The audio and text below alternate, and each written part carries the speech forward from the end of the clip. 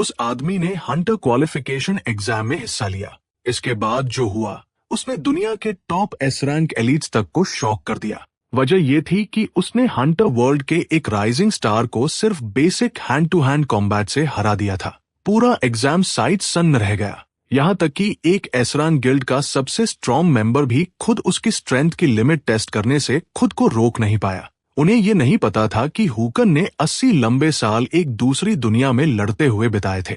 वह वहां का एक अनडिफीटेड स्पीयर गॉड था। उसी ने अपने हाथों से उस दुनिया के डीमन किंग को मारा था। मिशन पूरा होने के बाद थकान ने आखिरकार उसे घेर लिया। तब हुकन ने गॉडेस से एक रिक्वेस्ट की कि उसकी सारी मेमोरीज और एक्सपीरियंसेस को प्रिजर्व किया जाए और उसे वापस अर्थ भेज दिया जाए। गॉडेस ने रिक्वेस्ट मान ली, लेकिन अर्थ पर उसका जो वर्जन था वो पहले ही मर चुका था। इसलिए उसने उसकी सोल को एक नए वेसल में डाल दिया। अगले ही पल लाइट की एक बीम हुन पर आकर गिरी। वह नया वेसल एक ऐसे बॉडी का था जो डेथ के बिल्कुल करीब था। फिर भी गॉडेस को भरोसा था कि वह इसके जरिए एक नई जिंदगी जिएगा। जब हुकन फिर से अपनी आंखें खोल पाया तो वो अर्थ पर वापस था। वो कर्स्ड दूसरी दुनिया उसे एंडलेस सफरिंग दे चुकी थी। अब अर्थ लौटकर उसका नया बॉडी बस एक टीनेज बॉय का था। उसने किचन का फॉसेट खोला और देखा कि साफ अनकॉन्टेमिनेटेड पानी बह रहा है। एक सिंपल प्रेस से फायर जल उठी। ये थी रियल मैजिक। उस दूसरी दुनिया के सारे मेजर्स हेल में जा सकते थे। सबसे जरूरी बात यह थी कि इस दुनिया में उसका फेवरेट खाना अब भी मौजूद था, फ्राइड चिकन कटलेट्स। असली टेक्सचर ने उसकी आंखों में आंसू ला दिए। यही होता है रियल फूड का स्वाद। 80 साल की नॉन स्टॉप कॉम्बैट में उसने कभी ढंग का खाना नहीं खाया था। आखिरकार अब वो इस दुनिया में एक ऑर्डिनरी पर्सन की तरह जी सकता था। उसने नोटिस नहीं किया कि विंडो के बाहर एक फेंट रेड ग्लो चमक रहा था। वह बाथरूम में गया और एक लंबा कंफर्टेबल शावर लिया। भले ही उसे अब भी इस दुनिया से पूरी तरह सिंक महसूस नहीं हो रहा था, लेकिन उसे लगा कि एक बेहतर जिंदगी अब रीच में है। तभी बिना वार्निंग के विंडो के बाहर एक ग्रोटेस्क फेस दिखा। वो बुरी तरह स्टार्टल्ड हो गया। अर्थ पर ऐसा कुछ कैसे एग्जिस्ट कर सकता है? कुछ ही पल बाद उसके पीछे एक ब्रॉडकास्ट गूंजी। Emergency announcement. अपार्टमेंट कॉम्प्लेक्स में एक कोरोजन रिफ्ट अपीयर हो चुका था। सभी रेजिडेंट्स को तुरंत अंडरग्राउंड शेल्टर में इवैक्यूएट करने का ऑर्डर दिया गया। हुकन को नहीं पता था कि कोरोजन रिफ्ट क्या होता है या असल में हो क्या रहा है। अगला सीन देखकर वो पूरी तरह हिल गया। कई ह्यूमैनॉइड मॉन्स्टर्स उसकी विंडो के ग्लास से चिपके हुए थे। उनके शार्प क्लॉज सीधे ग्लास को पियर्स करने वाले थे। जैसे ही वे अंदर घुसने वाले थे, हुकन पलटा और भागा। अब साफ था, ये अर्थ अब वो अर्थ नहीं रही जिसे वह जानता था, और उसे जल्दी आंसर्स चाहिए थे। ये ह्यूमनॉइड क्रीचर्स डरावनी तरह से उन मॉन्स्टर्स जैसे लग रहे थे जिनसे वह दूसरी दुनिया में लड़ चुका था। हुकन जल्दी से विंडो के एज तक गया और उनकी लाइन ऑफ साइट से बाहर निकल गया। जैसे ही वे हटे, वो बिना हेसिटेशन विंडो से बाहर कूद गया। उसने सोचा सेफेस्ट मूव यही है कि ब्रॉडकास्ट के इंस्ट्रक्शंस फॉलो करें और शेल्टर की तरफ जाए। तभी उसने आगे एक चाइल्ड को खड़ा देखा। वो उसे साथ ले जाने ही वाला था कि उसने नोटिस किया वो लड़का मॉन्स्टर्स की तरफ वापस जाने वाला था। उसका चेहरा यंग था, लेकिन आंखें अनवेवरिंग थी। वह मॉन्स्टर्स को टेक डाउन करने की बात कर रहा था और हुकन से पूछ रहा था कि क्या वह ज्वाइन करेगा। हुकन बैफल्ड हो गया। आजकल के बच्चे इतने फियरलेस होते हैं। उस बच्चे से उसे पता चला कि अर्थ पिछले 13 सालों से ऐसी ही थी। कोरोजन रिफ्ट्स वो गेटवेज थे जिनसे मॉन्स्टर आते थे, और किसी को नहीं पता था कि वे कैसे बनते हैं या कब और कहां अपीयर होंगे। ये रियलाइजेशन हुकन को फ्रस्ट्रेटेड कर गया। इतनी मुश्किलों के बाद अर्थ पर लौटा और ये भी लिविंग हेल बन चुका था। उसने कैजुअली बच्चे से पूछा कि अभी अर्थ का स्ट्रॉन्गेस्ट हंटर कौन है। बिना सोचे बच्चे ने नाम लिया, लीसियन। लीसियन जेनाबी गिल्ड से थी, जो अर्थ की टॉप 10 गिल्ड्स में से एक थी। वो एक मैसिव ग्रेट स्वॉर्ड वील्ड करती थी और फिलहाल श्वीन में एक कोरोजन रिफ्ट हैंडल कर रही थी। पावरफुल हंटर्स के होने के बावजूद ऑर्डिनरी लोगों का मॉन्स्टर से लड़ना हुकन को अब भी अनरियल लग रहा था। अचानक हुकन ने बच्चे का मुंह ढक दिया और उसे चुप रहने का सिग्नल दिया। सामने से मॉन्स्टर्स आ रहे थे। ध्यान से देखने पर 5 मॉन्स्टर्स साफ दिख रहे थे, लेकिन हुकन बेटर जानता था 5 दिख रहे हैं और एक छिपा हुआ है। अच्छी बात यह थी कि ये नया बॉडी भी नॉर्मल ह्यूमन से ज्यादा स्ट्रॉन्ग लग रहा था, इतना कि इनसे डील कर सके। फिर भी फाइट के बीच बच्चे को प्रोटेक्ट करने का भरोसा उसे नहीं था, लेकिन उसे छोड़ना भी ऑप्शन नहीं था। तभी उसे एक फेमिलियर सेंसेशन महसूस हुई। हवा में फेंट ब्लू एनर्जी के ट्रेसेस थे। ये मना था। उसी पल उसे यकीन हो गया कि ये वही पावर है जो उसने उस दूसरी दुनिया में जानी थी। अगले ही इंस्टेंट एक मॉन्स्टर फ्लेम्स में फट गया। ये अटैक खुद हुकन ने किया था। भले ही 80 साल में जमा किया हुआ मना अब खत्म हो चुका था, लेकिन जब तक हवा में मना मौजूद है वो उसे फिर से गैदर कर सकता है। इसका मतलब था वो अब भी उस पावर को वील्ड कर सकता है जो उसकी सोल में एंग्रेव थी। Paradox flame. फायर पावर थोड़ी डिसअपॉइंटिंग थी, लेकिन इन कुछ मॉन्स्टर्स के लिए काफी से ज्यादा थी। बच्चा उसे औ से देखने लगा। मैंने कभी नहीं सोचा था कि आपके पास इतनी यूनिक एबिलिटी होगी। ये कहकर बच्चा खुद भी मॉन्स्टर्स पर चार्ज करने को रेडी हो गया। हुकन बस स्पीचलेस रह गया। मॉन्स्टर्स ने अभी तक पूरा टारगेट लॉक भी नहीं किया था, फिर इतनी जल्दी क्यों? जैसा हुकन ने प्रेडिक्ट किया था, बच्चा इंस्टेंटली मॉन्स्टर्स का टारगेट बन गया। टेरर उसके चेहरे पर फैल गया। थैंकफुली हुकन ने समय पर उसका हाथ पकड़ लिया। उसने इशारा किया कि जमीन पर पड़ी स्टिक उसे दे दे। उसे बच्चे का वेपन बोरो करना था। अगले ही पल 3 मॉन्स्टर्स सीधे हुकन की तरफ चार्ज कर पड़े। जैसे ही वेपन उसके हाथ में पहुंचा, हुकन की गेज पूरी तरह बदल गई। एक तेज वूशिंग साउंड हवा को काटती हुई निकली जब उसने स्टिक घुमाई। तुरंत ही तीनों मॉन्स्टर्स कमर से साफ 2 हिस्सों में कट गए।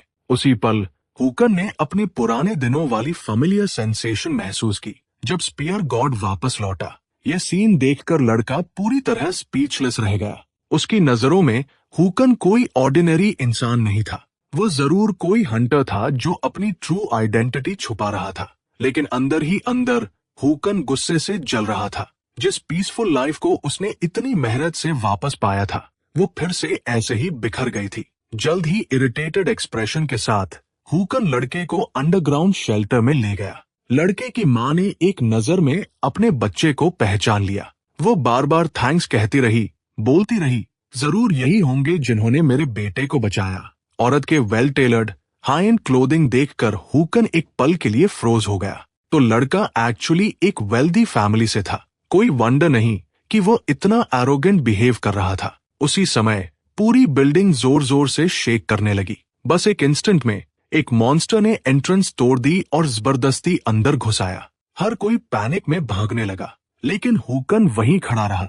लड़के ने पीछे मुड़कर उसे रन करने के लिए चिल्लाया, बोला कि इस मॉन्स्टर के सामने तो हुकन भी स्टैंड नहीं कर पाएगा। फिर भी हुकन नहीं हिला।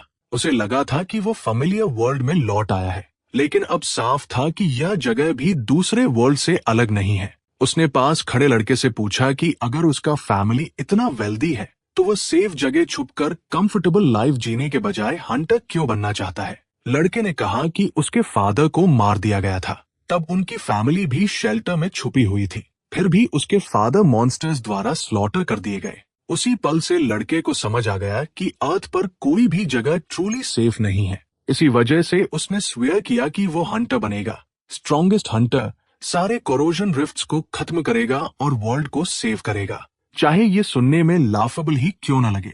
वह पूरा कर पाता उससे पहले ही हुकन ने उसे इंटरप्ट कर दिया। वो मुस्कुराया, एक क्वाइट रियश्योरेंस से भरी स्माइल, और बोला कि एक दिन वो जरूर ग्रेट हंटर बनेगा, लेकिन अनफॉर्चुनेटली वो इस वर्ल्ड को कभी सेव नहीं कर पाएगा। जैसे ही हुकन के वर्ड्स गिरे, लड़के की मां ने उसे जोर से खींचा और भागने को कहा। ठीक उसी मोमेंट पीछे एक थंडरस एक्सप्लोजन हुआ। जब लड़के ने पलट कर देखा तो वो शॉक रह गया। जिस मॉन्स्टर से सब डर रहे थे वो पहले ही मर चुका था। हुकन ने उसे सिंगल हैंड से किल कर दिया था। हुकन ने जो कहा था उसका रीजन सिंपल था, क्योंकि वर्ल्ड को सेव करने का जॉब उसका था और उसे ये काम करने का प्लेंटी एक्सपीरियंस था। मॉन्स्टर से डील करने के बाद हुकन बेसिक इंफॉर्मेशन गैदर करने घर लौटा। उसे ये भी पता चला कि उसका अकाउंट बैलेंस गिरकर सिर्फ 3000 रह गया है। इस बॉडी का ओरिजिनल ओनर एक लॉजिस्टिक्स कंपनी में एम्प्लॉय था, लेकिन कोरोजन रिफ्ट्स की वजह से कंपनी बैंकक्रप्ट हो गई और वो अनएम्प्लॉयड रह गया। जब हुकन सोच रहा था कि पैसे कैसे कमाए और सर्वाइव करे, तभी उसे फोन पर हंटर रिक्रूटमेंट नोटिस दिखा। टाइम तेजी से नेक्स्ट डे तक पहुंच गया। हंटर एसोसिएशन बिल्डिंग के अंदर आज एक ग्रैंड सिलेक्शन सेरेमनी होने वाली थी। इस इवेंट में कई हंटर स्काउट्स आए थे। जो प्रॉमिसिंग न्यूकमर्स को अपने गिल्ड्स में रिक्रूट करना चाहते थे। हालांकि एक स्काउट का मानना था कि इस बैच में कोई रियल स्टैंड आउट नहीं है, बस माइनर कैरेक्टर्स है। लेकिन यह सिलेक्शन इवेंट वर्ल्ड के टॉप 10 हंटर्स में से एक ली सियन का भी अटेंशन खींच लाया। अरीना में ऑलमोस्ट हर कोई एडमिरेशन से देख रहा था। यह वही थी जिसे लोग नॉर्मली सिर्फ न्यूज में देखते थे। सबको लगा ली सियन सिंगा के लिए आई है, हंटर एकेडमी की टॉप ग्रेजुएट जिसने इलेक्ट्रो कंट्रोल एबिलिटीज अवेकन की थी। लेकिन असल में ली सियन ने सिंगा को सीरियसली लिया ही नहीं था। बेस्ट केस में वह उसे एक वॉकिंग पावर बैंक मानती थी। उसके पास खड़े कोलीग ने कहा कि सिंगा की एबिलिटीज कुछ सिचुएशंस में यूजफुल हो सकती हैं। इस पर पास खड़े आदमी ने सनग्लासेस एडजस्ट करते हुए कामली कहा कि बहुत से एकेडमी प्रोडिजीज रियल कॉम्बैट सामने आते ही कोलैप्स हो जाते हैं। ली सियन को ये आंसर पसंद आया। उसने कैजुअली कोलीग की तरफ प्रेस में एक कैंडी फेंकी। आखिर ट्रेनिंग और रियल कॉम्बैट पूरी तरह डिफरेंट चीजें हैं।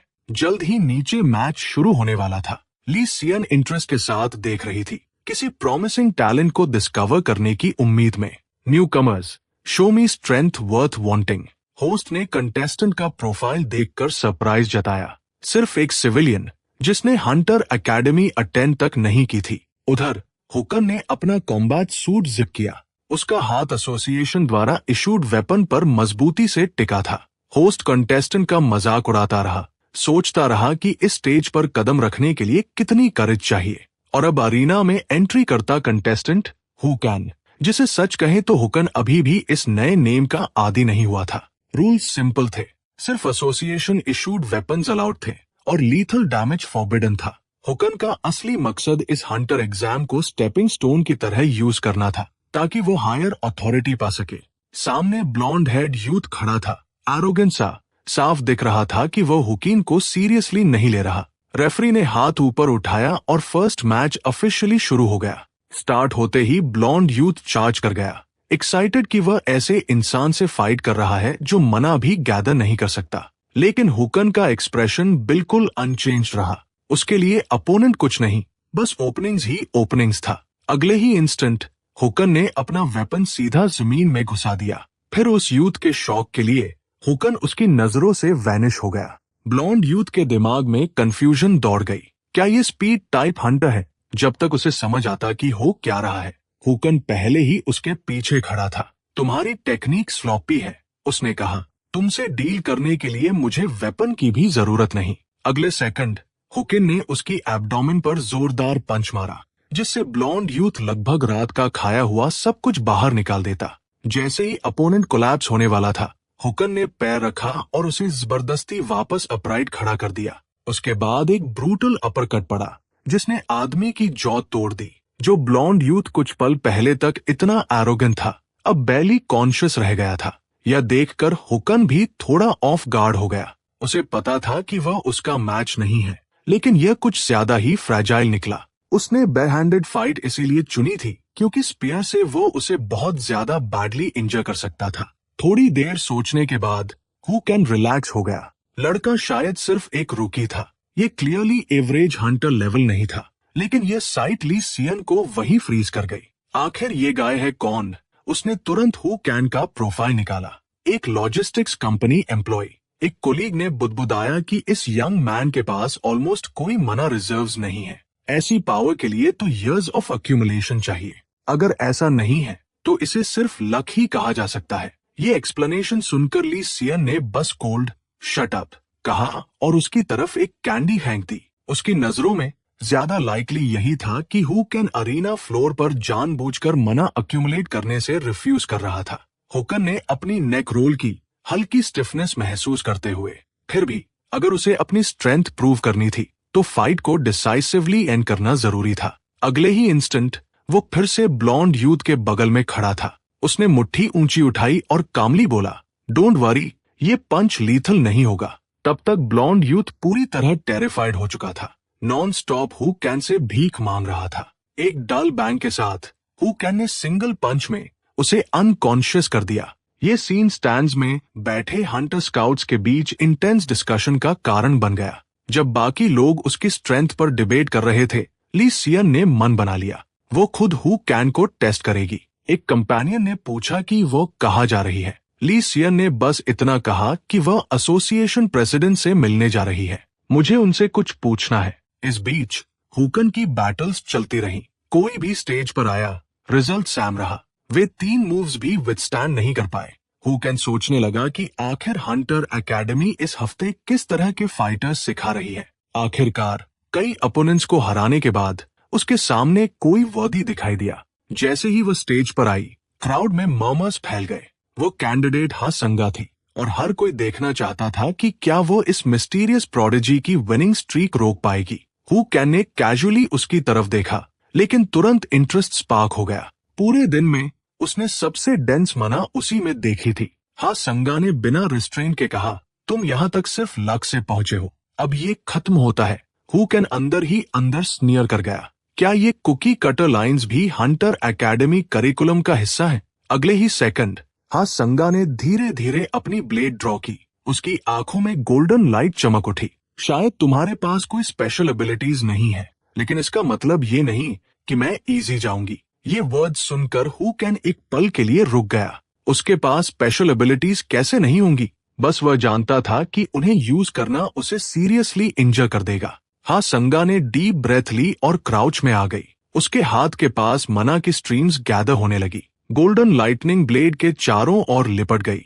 पूरा वेपन हल्का सा ट्रेम्बलिंग करने लगा। ये देखकर हु कैन को इंटरेस्ट की एक स्पार्क महसूस हुई। अगले ही इंस्टेंट हा संगा बर्स्ट फॉरवर्ड हुई। टील ग्रीन लाइट उसके चारों ओर एक्सप्लोर हो गई, लेकिन जो फुली चार्ज्ड ड्रॉ स्लैश उसने इतनी देर से प्रिपेयर की थी, वो उसे टच तक नहीं कर पाई। हु कैन बस ऊपर लीप किया और उसे अवॉइड कर लिया। हा संगा पूरी तरह स्टन रह गई। उसने डॉज कर लिया। उसने मेरी लाइटनिंग ड्रॉ स्लैश बस जंप करके अवॉइड कर ली।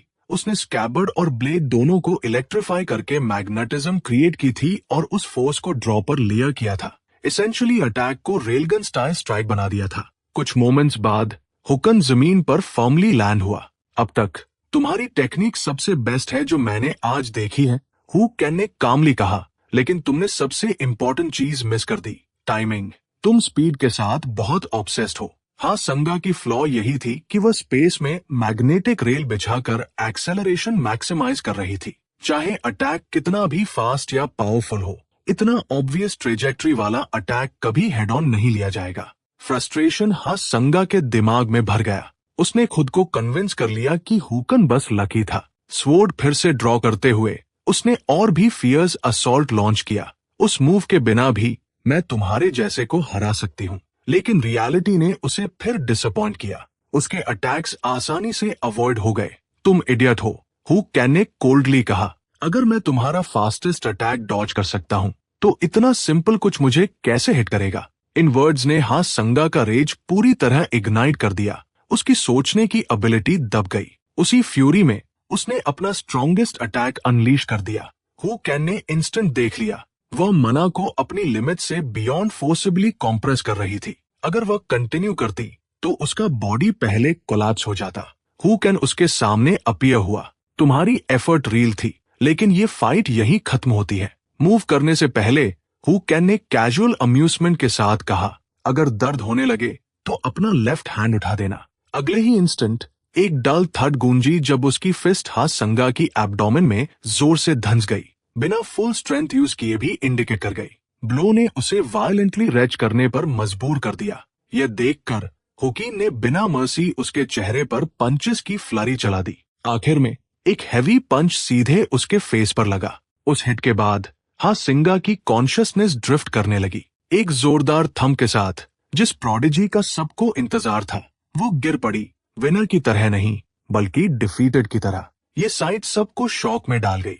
हु कैन ने हा संगा को कंप्लीटली सप्रेस कर दिया था। वह एकेडमी की टॉप स्टूडेंट्स में से एक थी, क्योंकि हु कैन दिखने में इतना अनरिमार्केबल था। बहुत लोगों ने मान लिया कि हा सैन सिर्फ शो थी, जो मना पर ज्यादा रिलाई करती थी और फिजिकल ट्रेनिंग निग्लेक्ट कर देती थी। उसी मोमेंट हु कैन ने अपने पीछे मूवमेंट सेंस की और सोचा कि शायद वो फाइट कंटिन्यू करने वाली है, लेकिन जब उसने मुड़कर देखा तो उसने उसे धीरे धीरे अपना लेफ्ट हैंड उठाते हुए देखा। उसका पूरा बॉडी डिसोरिएंटेड था, मुश्किल से खड़ी हो पा रही थी। हु कैन को ये ऑडली अम्यूजिंग लगा। उसने कैजुअली कहा था कि अगर हर्ट हो तो लेफ्ट हैंड उठाना, और उसने सच में ऐसा कर दिया। ट्रूली एक एकेडमी स्टूडेंट। इसी बीच एक स्टाफ मेंबर तेजी से रेफरी के पास पहुंचा। उसने रेफरी के कान में कुछ विस्पर किया, जिससे उसका एक्सप्रेशन सीरियस हो गया। कुछ मोमेंट्स बाद रेफरी ने अनाउंस किया, मैच शेड्यूल एडजस्ट कर दिया गया है। Winner who can please short rest ले। ये सुनकर हु कैन कंफ्यूज हो गया। मैच तो ऑलरेडी खत्म हो चुका था, फिर दोबारा प्रिपेयर क्यों? रेफरी के नेक्स्ट वर्ड्स ने आंसर दे दिया। Next up, winner who can एक स्पेशल मैच में पार्टिसिपेट करेगा, एक एक्टिव ड्यूटी हंटर के खिलाफ। ये मैच एसोसिएशन प्रेसिडेंट ने पर्सनली अप्रूव की है और सारी अरेंजमेंट्स कंप्लीट है। सारी नजरें मैसिव स्क्रीन पर चली गई और जैसे ही नाम आया क्राउड इरप्ट कर गया। हु कैन ने आंखें नैरो की। अपोनेंट क्लियरली एक सीजन्ड वेटरन लग रहा था। स्पेशल मैच, क्या वह मेरी स्ट्रेंथ टेस्ट करने आगे आई है? ऐसा सीन उसने पहले भी देखा था, यहाँ तक कि दूसरे वर्ल्ड में भी। अरीना फ्लोर पर स्टील घिसटने की शार्प साउंड गूंजी। तुम्हारा नाम हुकन है, राइट? एक वुमन ने कहा। मैं ली सियन हूँ। लेट मी सी, क्या तुम अब भी कोई एबिलिटीज हाइड कर रहे हो? उसकी गेज काम थी, लेकिन ऑप्रेसिव भी। ये स्टेज तुम्हारे लिए बहुत स्मॉल है। Would you be interested in a match with me? अगर ज्यादा लगे तो रिफ्यूज कर सकते हो। I understand. ये अचानक है। जब हुकन ने देखा कि सामने कौन है, उसके मुंह से बिटर स्माइल निकल गई। ये वही ली सियन थी, टॉप 10 हंटर, जिसका जिक्र उस किड ने किया था। उससे भी ज्यादा इम्पोर्टेंट, उसका कंपोजर और प्रेशर बिल्कुल एक्ट नहीं था। वह एक ट्रू प्रोफेशनल हंटर थी, जिसने काउंटलेस बैटल सर्वाइव की थी। हुकन के करंट बॉडी से स्पीयर लेकर भी उसे हेड ऑन फेस करना मुश्किल था। फिर भी किसी रीजन से ह्यूअन के होठों का कॉर्नर ऊपर उठ गया। अगर मेरी स्ट्रेंथ टेस्ट करनी है तो आओ। रेफरी थोड़ा फ्रीज हो गया। रेस्ट पहले नहीं लोगे?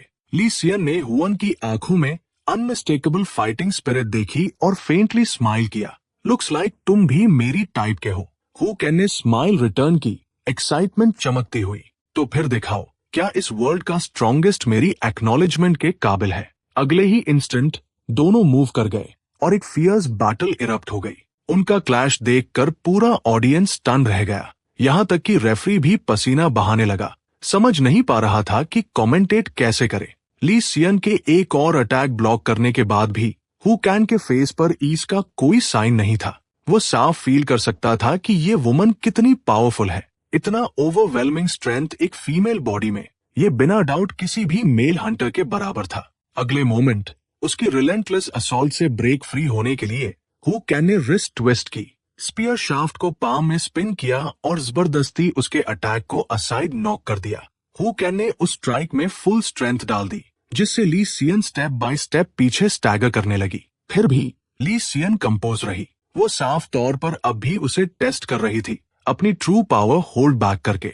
आलिया की तुलना में एस रैंक हंटर से इतना देर फाइट करने के बाद हु कैन की स्पीड नोटिसेबली ड्रॉप हो चुकी थी। एग्जॉशन अब हुकन के फेस पर दिखने लगी थी। ये नहीं था कि ली सियन के पास ओपनिंग्स नहीं थी, बल्कि उसका करंट बॉडी उन कॉम्बैट इंस्टिंक्ट्स के साथ कीप अप नहीं कर पा रहा था, जो countless life and death battles से फोर्ज्ड हुए थे। ली सियन, हाउएवर, जेन्युइनली एक्साइटेड होती जा रही थी। बहुत टाइम बाद उसे हु कैन जैसा कोई मिला था। पावर लेवल सैम नहीं था, लेकिन वो सच में स्ट्रॉन्ग कहलाने के लायक था। वो फाइट कंटिन्यू करना चाहती थी, लेकिन समझ गई कि वो लिमिट पर पहुंच रहा है। एक स्टेप आगे बढ़ते हुए ली सियन ने अप्रूवल के हिंट के साथ कहा, तुमने रिमार्केबली वेल किया है। मुझे लगा था तुम मैक्स 5 मिनट टिकोगे, 30 पूरे कर लोगे। ये एक्सपेक्ट नहीं था। वर्ड्स सेटल होने से पहले ही वह चार्ज कर गई।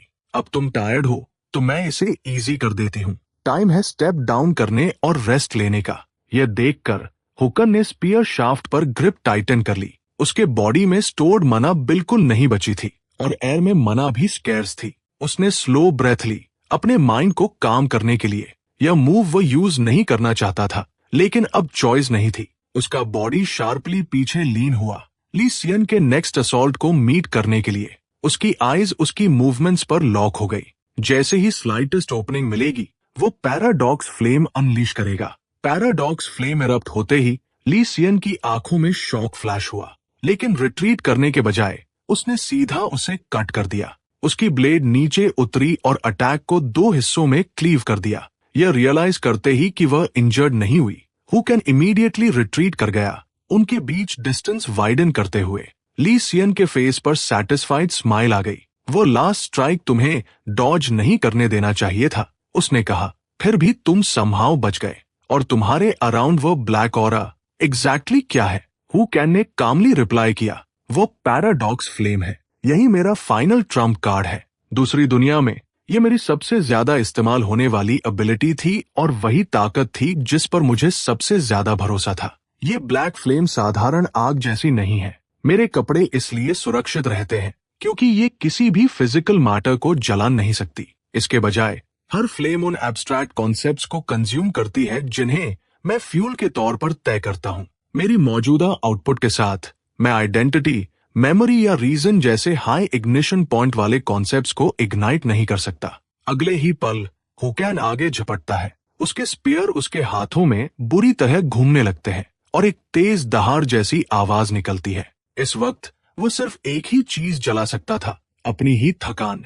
ये बदलाव देखकर ली स्यून सच में चौंक जाती है। तुम्हारी स्पीड पहले से तेज है। क्या तुम मुझसे लड़ते वक्त अब तक अपनी ताकत छुपा रहे थे?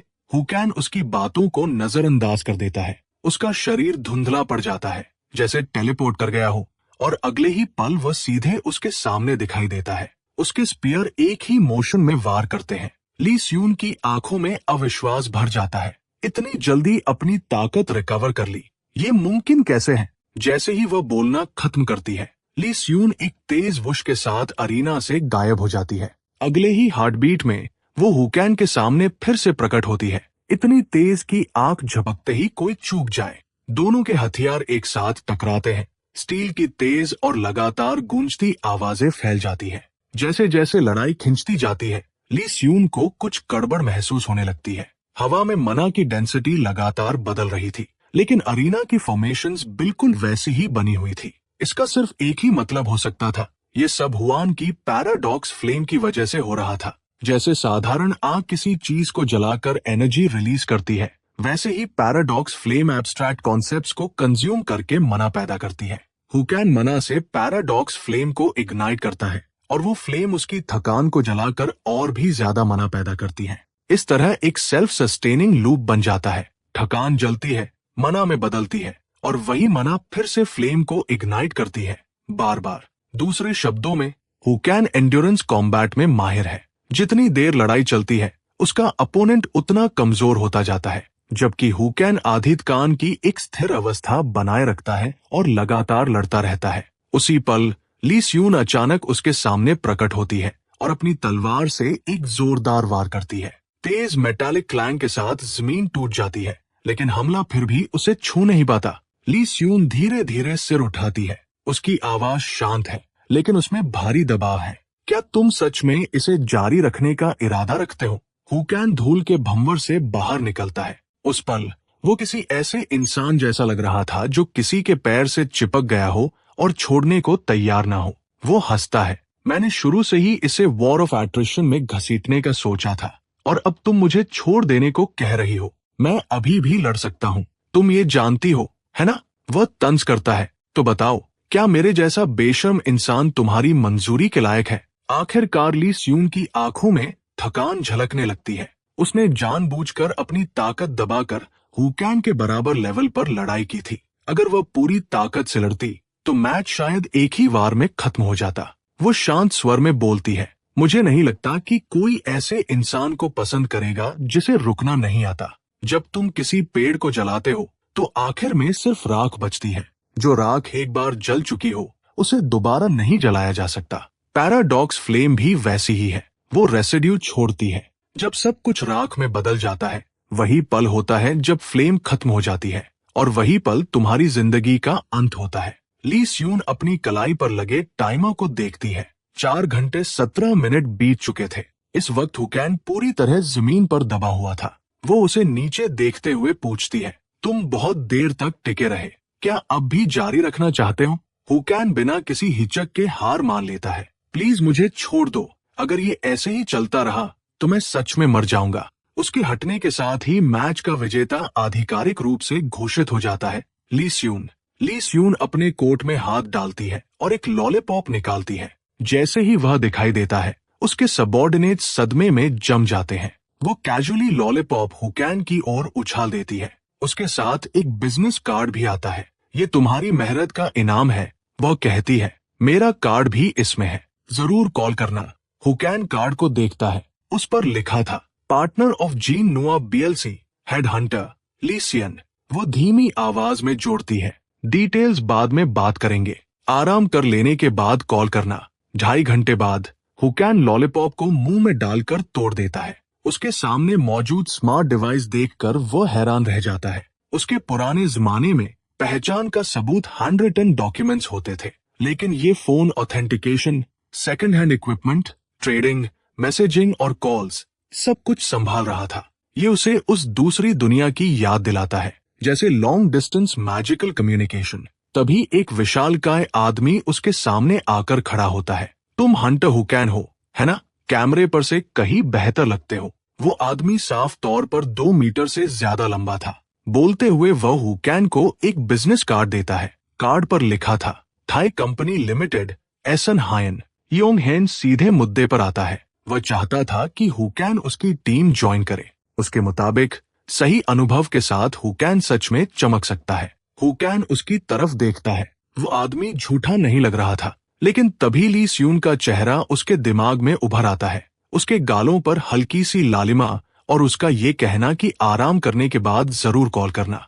हुकैन योंग हेन का कार्ड रख लेता है। उसके पहले से कुछ कमिटमेंट्स थे, इसलिए वो तुरंत फैसला नहीं कर सकता था। मुझे तय करने से पहले थोड़ा वक्त चाहिए, वो कहता है। योंग हेन नाराज होने के बजाय जोर से हंस पड़ता है। क्या तुम्हें सच में लगा कि मैं तुम्हें मौके पर ही फैसला करने को मजबूर करूंगा? जितना वक्त चाहिए ले लो। हुकैन ने उसे आसान स्वभाव का समझा था, जब तक योंग हेन अचानक उसका कंधा दबा नहीं देता। हुकैन उसकी आंखों में सीधे देखता है। उसकी नजर तेज और अडिग थी। योंग हेन बस इतना कहता है, ध्यान से सोचना, ये जोड़ते हुए कि उसे भरोसा था कि हुकान एक स्मार्ट आदमी है। इतना कहकर योंग हेन मुड़कर चला गया और हुकान को वहां खामोशी में खड़ा छोड़ दिया। जो बात हुकान को ऑफ गार्ड पकड़ गई वो ये थी कि वो आदमी कितना डायरेक्ट था। सिर्फ यही बात उसे कन्विंस करने के लिए काफी थी। वो उस गिल्ड में ज्वाइन नहीं करेगा और इस पर विचार करने का भी कोई इरादा नहीं था। 10 मिनट बाद हुकान ने ली स्यून को कॉल किया और पूछा कि वो उसे कहाँ मिल सकती है। उसने तुरंत उसे एक एड्रेस भेज दिया, हंटर एसोसिएशन बिल्डिंग की 2nd फ्लोर पर एक छोटा सा रूम। जब हुकान 2nd फ्लोर पर पहुंचा तो उसने एग्जैक्टली बताए गए अनुसार द कैबिन नाम की शॉप देखी। स्टाफ ने उसे बड़े इंथुजियाज्म के साथ ग्रीट किया। आखिरकार अब हुकान कुछ हद तक सेलिब्रिटी बन चुका था। वेलकम टू द कैबिन, अंदर वाला इंसान आपका ही इंतजार कर रहा है। उसके फुटस्टेप्स सुनते ही ली स्यून मुड़ी और उसे हाथ हिलाकर पास बुलाया। वो ये देखकर सरप्राइज लग रही थी कि वो इतनी जल्दी आ गया और उसने पूछा कि क्या कुछ हुआ है। हुकान ने ब्रीफली एक्सप्लेन किया कि उसके साथ अभी क्या हुआ था। किसी ने उसे एक गिल्ड में रिक्रूट करने की कोशिश की थी, एक बहुत massive guy to be precise. Lee Syun काम रही। वो शायद टेबी गिल्ड का एओंघाई रहा होगा। जब वो किसी में इंटरेस्ट दिखाता है तो बाकी गिल्ड्स आमतौर पर पीछे हट जाती है। हुकान हल्का सा चकल करता है। तो तुम्हारी गिल्ड भी उससे वैरी रहती है? अगर सच में ऐसा है तो मानना पड़ेगा कि मैं थोड़ा डिसअपॉइंटेड हूँ। उसकी हैरानी की बात यह थी कि ली स्यून ने उसे रिक्रूट करने की कोशिश ही नहीं की। इसके बजाय उसने पूछा, किसी भी गिल्ड से बिलोंग किए बिना काम करने के बारे में तुम्हारा क्या ख्याल है? मतलब एज अ फ्रीलांसर। ये बात तुरंत हुकान का ध्यान खींच लेती है। साफ था कि ली स्यून बाकी सबसे अलग सोचती थी। वो सजेस्ट कर रही थी कि गिल्ड मिशंस के लिए गिल्ड मेंबरशिप जरूरी नहीं होती। उसने ये भी जोड़ा कि यू हायन शायद हुकान को सिर्फ एंट्री लेवल पोजीशन ही ऑफर करने वाला था। हुकान ने मेज पर हाथ मारा। Entry level role? तो फिर पार्टनर हंटर होता क्या है? ली स्यून ने एक्सप्लेन करना शुरू किया। गिल्ड अफिलिएटेड हंटर्स आमतौर पर 3 रैंक्स में होते हैं, एंट्री लेवल, सीनियर और पार्टनर हंटर्स। एंट्री लेवल और सीनियर हंटर्स टीम्स में काम करते हैं, जिनका लीड एक पार्टनर लेवल हंटर करता है और उन्हें बेसिकली सैलरीड एम्प्लॉइज की तरह देखा जा सकता है। पार्टनर हंटर्स दूसरी तरफ फिक्स्ड सैलरी नहीं लेते, बल्कि गिल्ड में शेयर्स होल्ड करते हैं। उन्हें गिल्ड के नेट प्रॉफिट्स का एक हिस्सा मिलता है। प्रैक्टिकली उन्हें कोनर्स बना देता है। पूरा सिस्टम बिल्कुल लॉ फर्म जैसा लग रहा था, ली स्यून ने सुना था कि जब हंटर गिल्ड्स पहली बार एस्टैब्लिश हुई थी तो उनका स्ट्रक्चर लीगल प्रैक्टिसेस पर बेस्ड था। उसके हिसाब से हुकान को जरूरी नहीं था कि वो एंट्री लेवल से सीनियर तक स्टेप बाय स्टेप क्लाइंब करे सिर्फ पार्टनर हंटर बनने के लिए। हुकान समझ गया कि वो क्या कहना चाह रही थी। जब तक वो इनफ रेपुटेशन बना ले और ऐसे रिजल्ट्स अचीव कर ले जिन्हें लोग इग्नोर ना कर सके, गिल्ड्स खुद उसके पीछे आएंगी। ये रियलाइजेशन ली स्यून को साफ तौर पर पसंद आई। उसे लगा कि हुकान से बात करते वक्त कोई बैरियर ही नहीं है। जो चीज उसे कंफ्यूज कर रही थी वो उसकी कैंडी देने की आदत थी। जब से वो बैठा था वो उसे ऑलरेडी 2 कैंडीज दे चुकी थी। फिर भी एक प्रैक्टिकल प्रॉब्लम था। हुकान के पास ना कनेक्शंस थे और ना रिसोर्सेज। वो डिसेंट कमीशंस कैसे हासिल करता? शुरू से ही ये एक अपहिल बैटल लग रहा था। ली स्यून ने इसे वेव ऑफ कर दिया और कहा कि ये बिल्कुल इशू नहीं है, वो इस हिस्से में मदद कर सकती है और वो भी फ्री में। इससे हुकान और ज्यादा सस्पिशियस हो गया। फ्री लंच जैसी कोई चीज नहीं होती।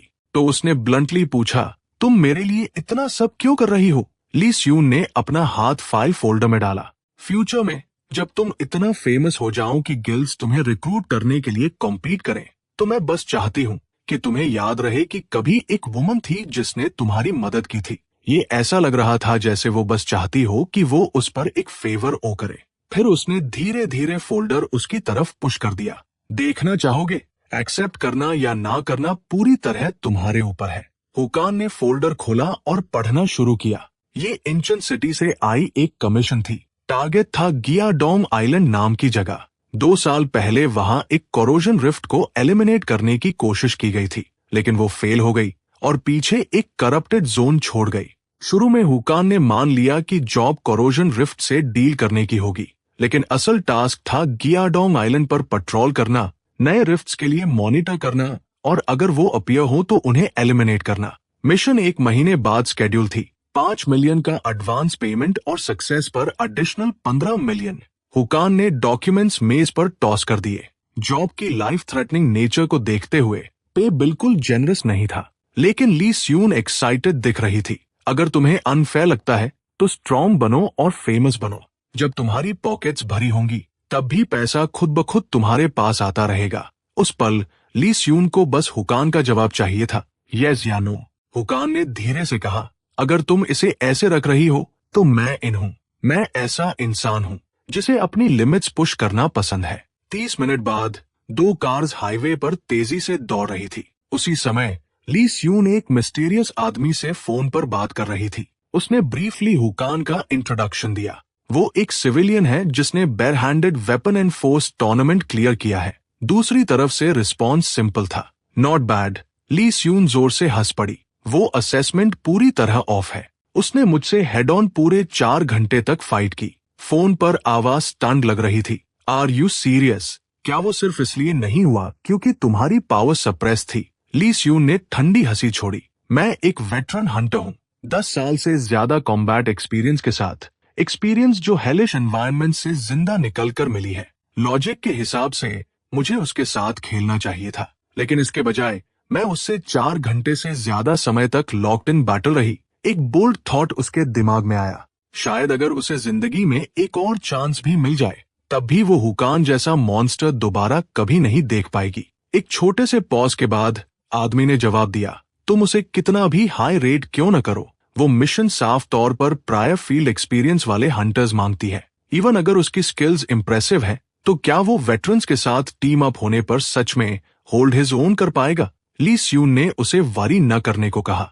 उसने पहले ही प्लेंटी एक्सपीरियंस वाले किसी इंसान को अरेंज कर दिया था जो हु कैन के साथ काम करेगा। फिर उस आदमी ने एक और सवाल पूछा, अगर वो किड इवेंचुअली तुम्हारे लेवल तक पहुंच गया तो? ली स्यून ने ठंडी स्मर्क दी। ये तुम्हें अनकंफर्टेबल कर सकता है, लेकिन तुम्हें डील करना ही पड़ेगा। उसका जवाब ब्लंट था, अगर हु कैन कभी मेरे लेवल तक पहुंच गया तो शायद बॉस भी उसे हरा न पाए। सीन 1 महीने पहले पर शिफ्ट होता है। उस समय हुकेन ने ऑनलाइन एक पैकेज ऑर्डर किया था। डिलीवरी ड्राइवर लगातार कंप्लेन कर रहा था, ये चीज इंसेनली हैवी है। आखिर बायर ने क्या ऑर्डर किया है? डोर पर पैकेज रखकर ड्राइवर जल्दी से नेक्स्ट डिलीवरी के लिए निकल गया।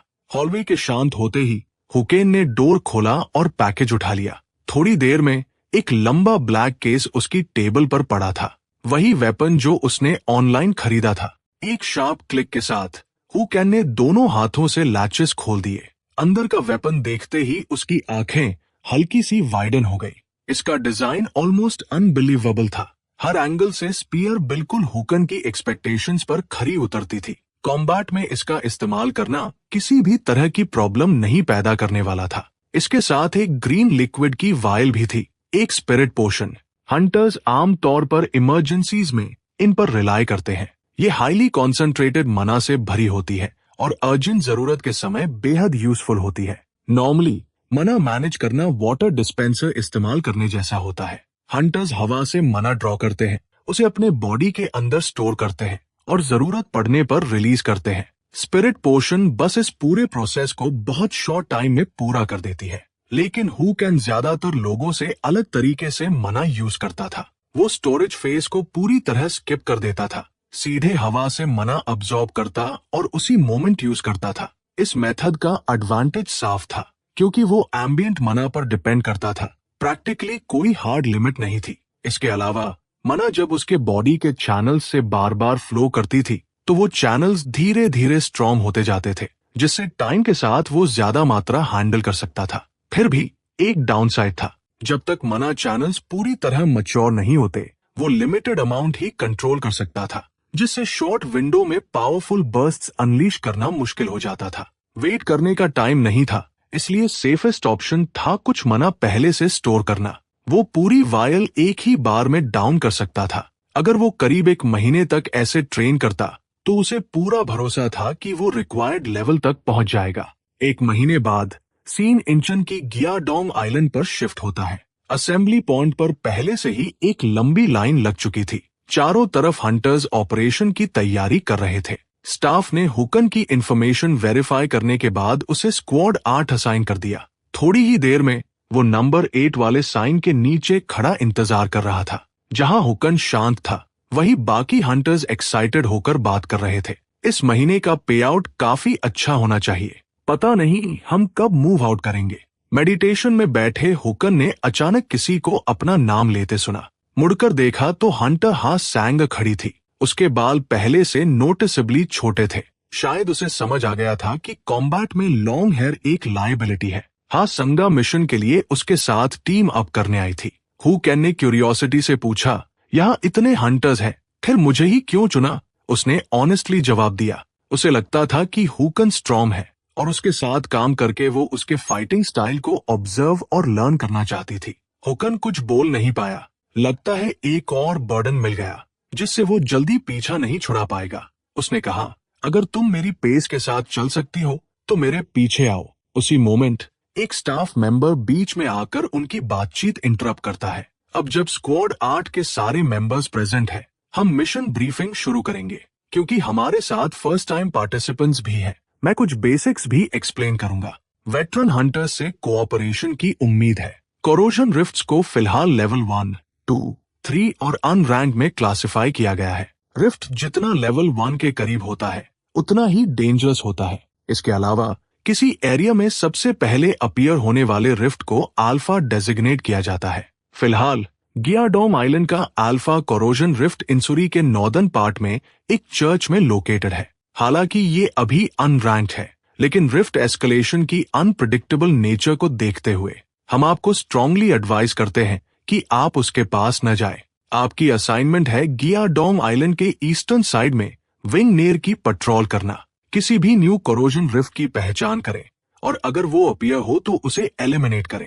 टीम के अंदर से तुरंत एक डिसैटिस्फाइड आवाज उठी, आप एक रुकी को रिफ्ट क्लियरिंग मिशन पर भेज रहे हैं, क्या आप सीरियस हैं? स्टाफ मेंबर ने कंप्लेंट को पूरी तरह इग्नोर किया और टीम को सीधे ऑपरेशन जोन की तरफ ले गया। वहां पहुंचते ही हु कैन ने लोगों को उस एरिया की डेंजर के बारे में वार्निंग देते सुना। डिस्टेंस से भी उनका दावा था कि उन्हें बोन चिलिंग एनर्जी महसूस हो रही है, जैसे उनका खून जमने वाला हो। वन को ये सब काफी ओवर ड्रामेटिक लगा। हाँ सिंगा ने अपनी ब्लेड की बैग से हुकन की थाई पर हल्का सा टैप किया, मूव करने का सिग्नल देते हुए।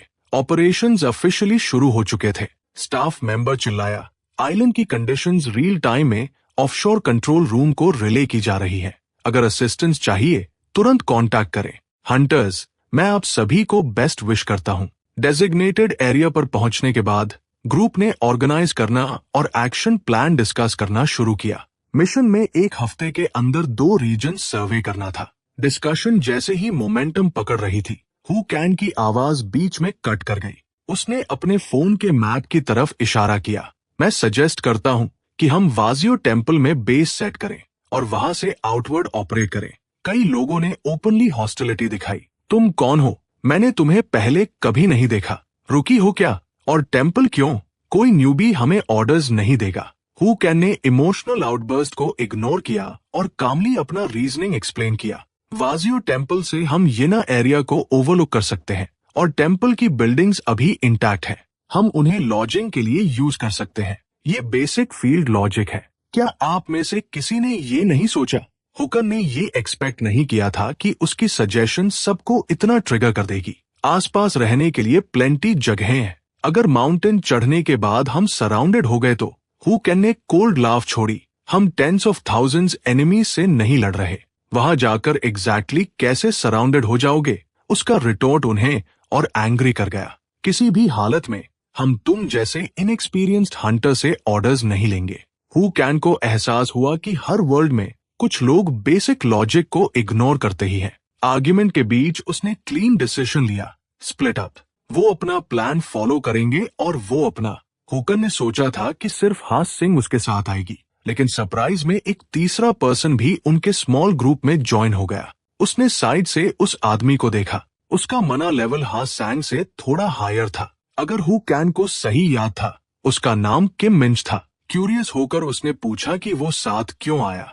आंसर सुनकर वो चकल कर गया। किम मिंज ने कहा कि दोनों शायद फर्स्ट मिशन पर हैं और उसे डर था कि 2 रूकीज अकेले ट्रबल में पड़ सकते हैं, इसलिए वो साथ आया। कम से कम टीम में एक डिपेंडेबल इंसान तो था। उसी पल हुकन की नजर आगे स्नैप हो गई। उसने ऑलरेडी सेंस कर लिया था कि कुछ रॉन्ग है। नेक्स्ट इंस्टेंट में उसने अब्रप्टली डायरेक्शन बदल दी। बाकी दोनों सरप्राइज में उसे देखते रहे। तभी हु कैन ने अपना लेफ्ट हैंड उठाया, स्टॉप का सिग्नल देते हुए। उसने साइलेंसिंग जेस्चर किया, साउंड न करने की वार्निंग दी और क्वाइटली कहा कि वो दूसरी साइड चेक करेगा। किम मिंज ने कॉशियसली आगे पीक किया। जो उसने देखा उससे उसकी सांस अटक गई। फॉरेस्ट के अंदर डजन्स मॉन्स्टर्स दौड़ रहे थे, लगभग 50। नंबर्स ओवरवेलमिंग थे। उसने डिटूर लेने और डायरेक्ट कॉन्फ्रंटेशन अवॉइड करने का सजेशन दिया। हु कैन ने हाथ उठाकर उसे काम किया।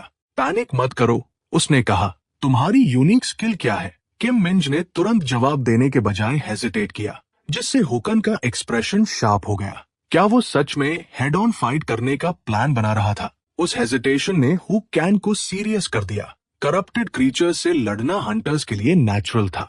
मैं फिर पूछ रहा हूँ, उसने फॉर्मली कहा। एग्जैक्टली तुम्हारी यूनिक स्किल क्या है? सून हु कैन को पता चला कि किम मिंज का एट्रीब्यूट फायर है और उसकी मोस्ट कॉन्फिडेंट एबिलिटी फायरबॉल है। गुड, हु कैन ने कहा। मेरे सिग्नल का वेट करो और फर्स्ट अटैक लॉन्च करना।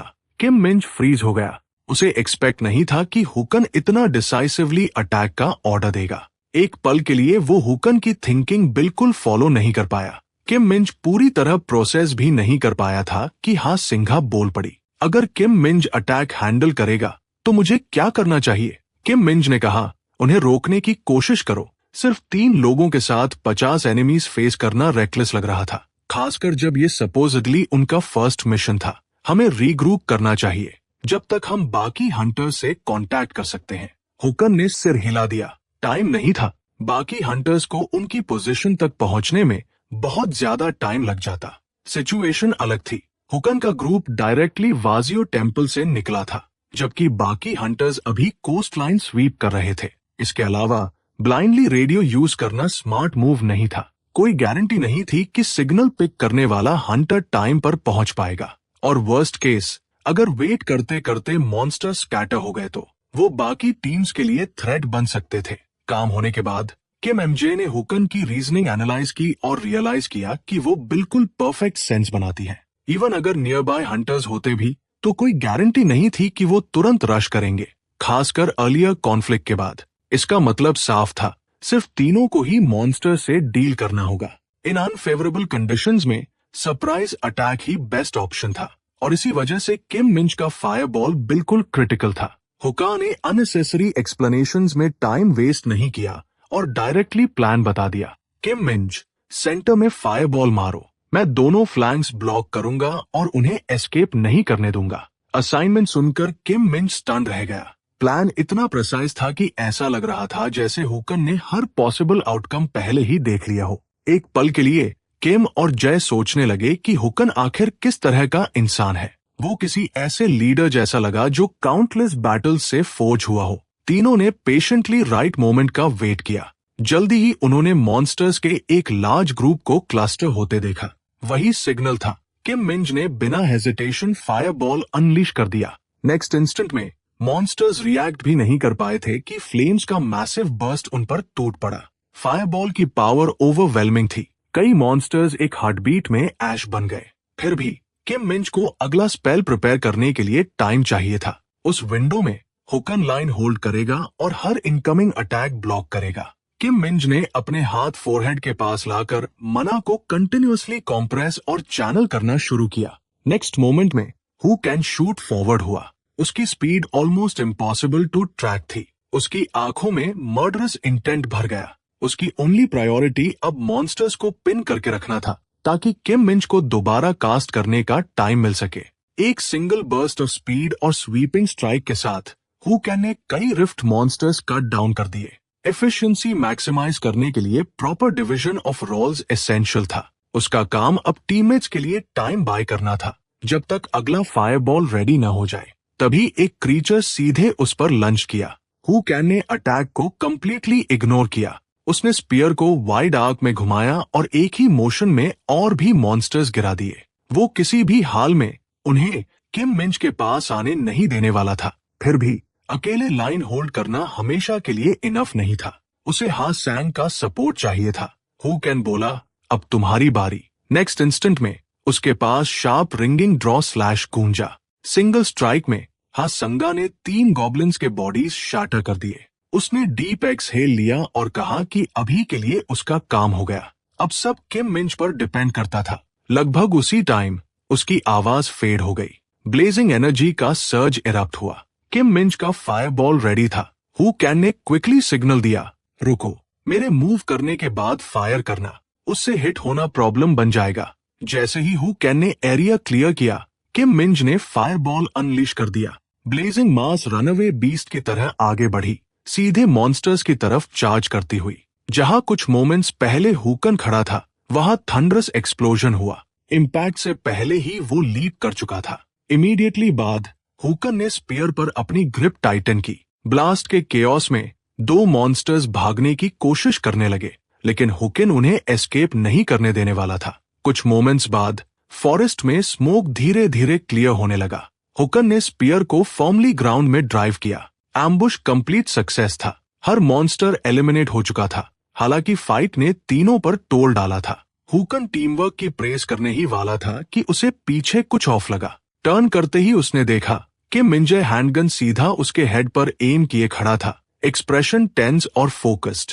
फिर किम मिंज ग्रिन कर बैठा, माइंड मूविंग, तुम मेरा टारगेट ब्लॉक कर रहे हो। हु कैन स्पीचलेस रह गया। उसे लगा किम एमजे उसे शूट करने वाला है। नेक्स्ट इंस्टेंट में किम एमजे ने ट्रिगर 2 बार पुल किया। शॉट्स मॉन्स्टर को लगी और वो स्पॉट पर गिर गया। वो मॉन्स्टर्स के बॉडीज में माइक्रोचिप्स इम्प्लांट कर रहे थे।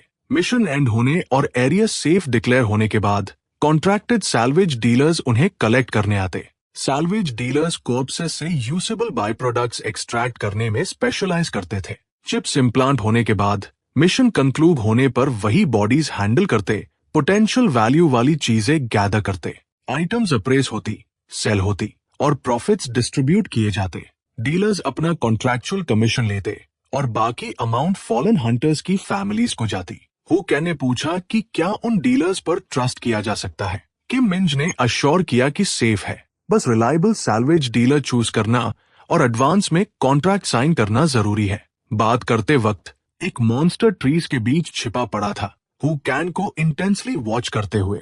नेक्स्ट इंस्टेंट में उसने सडन अटैक लॉन्च किया, स्टोन फ्रैगमेंट्स ग्राउंड पर ब्लास्ट करते हुए। हुकन ने इंस्टेंटली रिएक्ट किया कि मिंजे को पकड़कर इम्पैक्ट जोन से बाहर खींच लिया, अदरवाइज दोनों सीरियसली इंजर्ड हो जाते। सेफ डिस्टेंस पर पहुंचते ही हु कैन ने किम मिंज को साइड में टॉस किया और क्रीचर का सामना करने के लिए टर्न किया। किम मिंज को फ्रस्ट्रेशन महसूस हुई। अभी अभी पूरा ग्रुप वाइट किया था और अब एक और मॉन्स्टर आ गया था। मॉन्स्टर ने चिलिंग लाफ छोड़ी, अपना माउथ खोलते हुए ग्रोटेस्क फैंग्स दिखाए। हुकन का एक्सप्रेशन हार्ड हो गया। ये क्लियरली अर्लियर मॉन्स्टर्स का लीडर था। पियर्सिंग रोर के साथ क्रीचर की हाउल फॉरेस्ट में एको हो गई। कोई नहीं बता सकता था कि वो रीइंफोर्समेंट्स कॉल कर रहा है या नहीं। हु कैन ने ब्रेथ के नीचे कर्ज किया। अगर इसे लड़ना ही था तो पहले अपने अंडरलिंग्स के साथ चार्ज क्यों नहीं किया। अकेले तीनों को चैलेंज करना प्योर सुइसाइड था। बैट लीडर ने श्रिल ग्रेटिंग लाफ निकाली।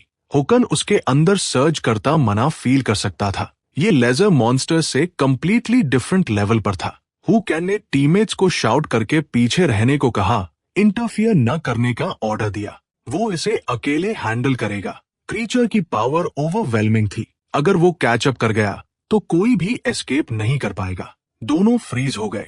नॉर्मली ऐसा मॉन्स्टर तीनों को मिलकर फाइट करना पड़ता। हु कैन ने शार्पली कट किया, मैं ये एक बार कह रहा हूँ, रिट्रीट करो अभी। मुझे दोबारा कहने पर मजबूर मत करो जब तक तुम अपने सिरों को अपने शरीर से अलग करके घर जाना नहीं चाहते।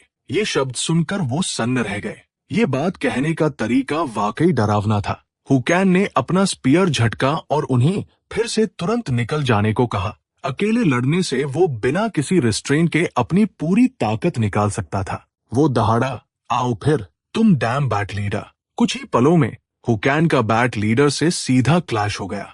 हाँ सैंग इंस्टिंक्टिवली मदद के लिए बढ़ी, लेकिन किम मिंज ने उसे रोक लिया। अभी सही समय नहीं है, हम बस उसे रोकेंगे। और दिखने के बावजूद हुकन असल में ओवरवेल्म नहीं हो रहा था। बैट लीडर का एक भी अटैक उस पर नहीं लगा था, एक बार भी नहीं।